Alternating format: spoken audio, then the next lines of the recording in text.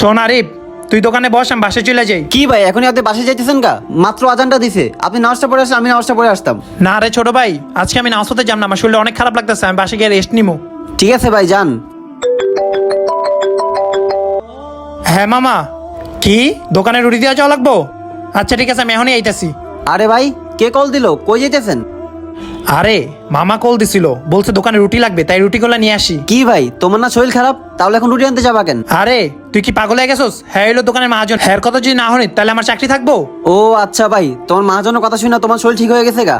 আর যে তোমাকে প্রতিদিন 5 বার ডাকে, তুমি তো তার কথা শুনলা না? কে আবার আমার 5 বার ডাকে? তুই কি বুঝাইতে চাইতাছস? ভাই প্রতিদিন মসজিদে 5 বার আজান দে, 5 বার আল্লাহ তোমাকে ডাকে, কই তার ডাকে তো তুমি সাড়া দাও না। ভাই কখনো নামাজকে অজুহাত দেখাবেন না, নামাজ হলো বেহেশতের চাবি। হ ছোট ভাই, তুই ঠিকই বলছস, চল রুটি পরেও আনতে পারবো, আগে নামাজটা দুই ভাই একলগে পড়ি। হে মুসলমান, নামাজকে গুরুত্ব দাও, নামাজই তোমাদের একমাত্র উদ্দেশ্য।